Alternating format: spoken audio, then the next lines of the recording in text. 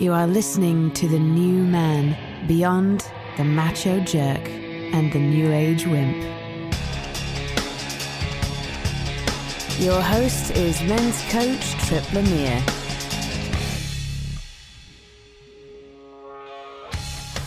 How often do you say things that you don't really mean? Are you uncomfortable when someone ghosts or avoids you?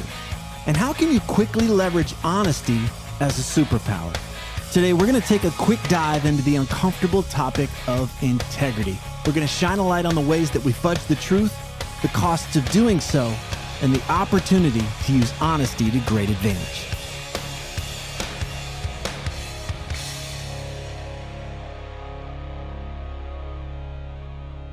All right, this is a pretty serious topic. It might sting a bit, but the message is worthwhile. All of us, myself included, could use a tune-up in this department. So let's keep a sense of humor. Let's not take ourselves too seriously. Here we go.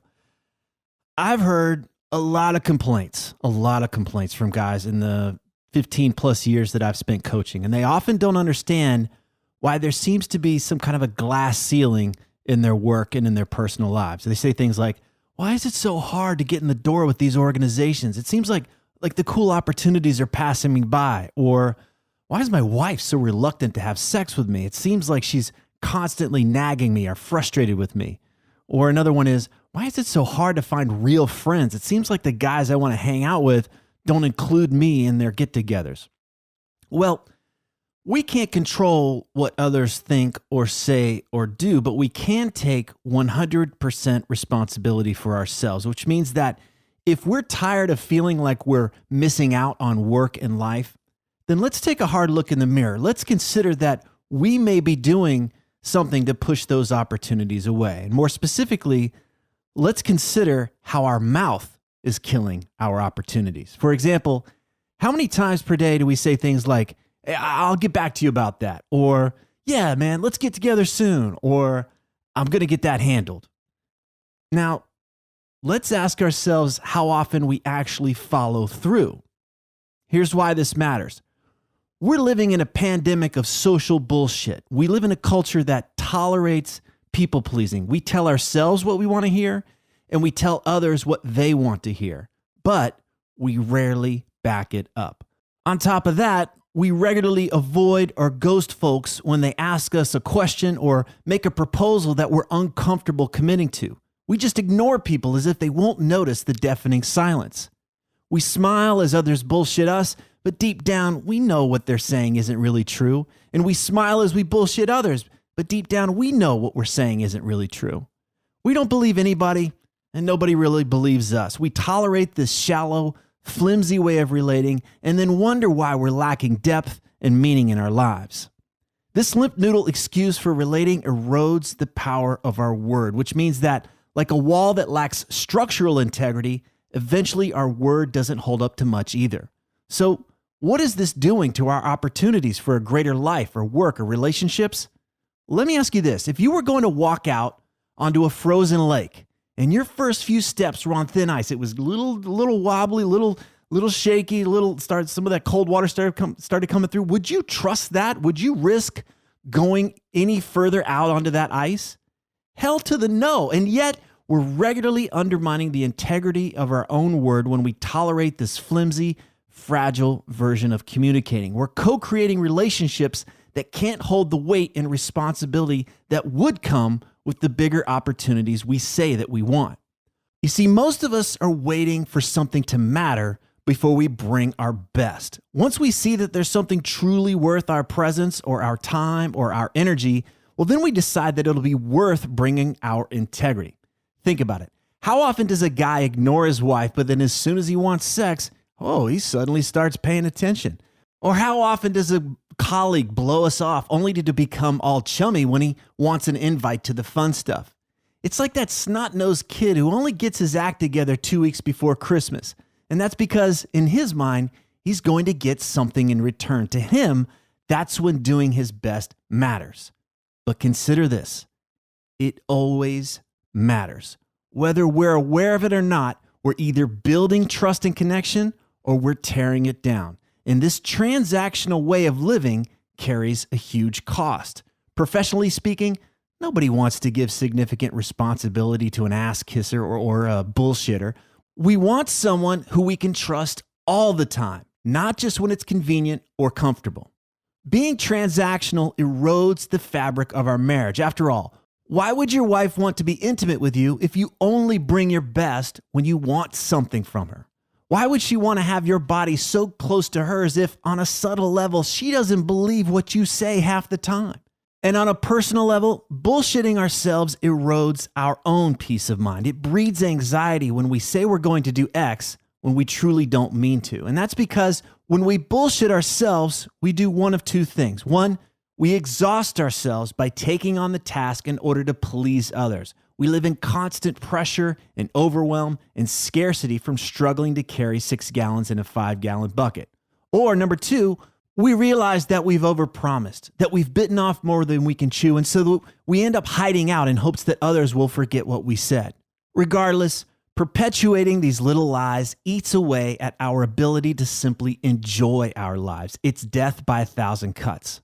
So, how can we turn this around? How can we turn this sad state of reality into an opportunity to enjoy the experiences we truly want? The bar is set so low these days that honesty and integrity are extraordinary in the literal sense of the word. If you want to stand out from the crowd, if you want to attract great opportunities, if you want to have rock solid friendships and relationships, then just do this. Show up. Tell the truth. Do what you say you're going to do, and then don't agree to do things that you aren't going to do. For example, if someone says you should get together for XYZ, slow down and ask yourself, do I really want to do this? Am I even available to do this? Now, if you're a true yes, then pull out your phone and schedule it right then. After all, you're both carrying a calendar in your pocket, so kill the opportunity to be a flake and commit right there and then. This level of directness will blow them away. On the other hand, if you're prone to people pleasing, then instead of unconsciously agreeing to do something, say, you know what? I'd like to believe that I'll have that to you by Friday, but I need to look at my calendar and make sure I can make that happen. I'm going to commit to follow up with you and give you a firm agreement within 2 hours. Either way, make a commitment and then stick to it. Be a yes or be a no. Just stay out of that murky bog of maybe. Now, let's be clear. Having integrity, it's not about being perfect. It's simply about owning the truth. So if you drop the ball, and you're going to drop the ball, I dropped the ball, instead of trying to convince us that you spent the weekend being anally probed by aliens, just own it. Hey, you know what? I said I was going to get X to you by today, but that isn't going to happen. I'm not going to sweep this under the rug. I want to acknowledge this, and I'm recommitting to have Y to you by next Friday. We know you're human. Bullshitting us with excuses or sweeping shit under the rug just kills trust. On the other hand, owning your imperfections makes you trustworthy. It builds you up. Think about it. Who would you rather have in your corner? Someone who was full of shit and only told you what you wanted to hear? Or someone who is imperfect but trustworthy? Consider that one way of living with integrity means we act in alignment with the way that we would want to be treated, meaning we don't bullshit others when we would be pissed off if others lied to us. And remember this, saying no is an option. It's always an option to say, I would love to be able to say yes to that right now, but I'm not going to. Consider that we can handle this information. Consider that our friendship can handle a little friction from time to time. Treat us like adults, and we're more likely to act like adults. Treat us like fragile, entitled children who can't handle reality, and we'll probably act like fragile, entitled children. And as an aside, if the people in your life would prefer you to be full of shit instead of honest, it's time to consider why these folks are in your life. Now, I get it. This is all very easy to discuss, and it's much, much harder to put into practice. Our primitive nervous systems are hardwired to avoid conflict and disappointment. But let's consider that this discomfort is far less dangerous than our ancient brains would have us believe. Developing the awareness to slow down and actually check in with what we want is crucial, and practices like meditation and journaling will help us cultivate the presence of mind to know when we're bullshitting ourselves in the moment. Bottom line, it's going to take practice to break the habit of bullshitting, but I would propose that the ends greatly justify the means. And here's why. Suddenly, just by being honest, you will stand out from the herd of people-pleasing sheep and bullshitters. Relationships become much cleaner and more rewarding because you're not walking on eggshells. And opportunities come much more easily because we know you're somebody that we can count on. And you reclaim your peace of mind because you're no longer juggling or bending over backwards because you've been fudging the truth. We'll trust you more because you're not simply telling us what we want to hear. We'll know that we can count on you to be honest, not just when it's convenient or comfortable. Now, don't take my word for it. Just try it for yourself. Start small, experiment. Consider that short-term discomfort is often far more preferable than long-term suffering. And consider that telling the truth is far less dangerous than your brain wants you to believe. When in doubt, simply ask yourself, how would you want to be treated? You may find that far more effective at creating solid relationships and opportunities than people-pleasing or avoiding discomfort. If you'd like to learn more about having, quote, dangerous conversations and owning what you want without being a dick, then check out my new book, This Book Will Make You Dangerous, available on Amazon. And if you'd like to learn more about coaching with me, visit tripplanier.com. Let's remember to keep our sense of humor, and here's to all of us living with greater freedom, aliveness, love, and peace of mind. If these interviews are helping you, please leave a positive review on whatever podcast app you use so that others can discover the show more easily.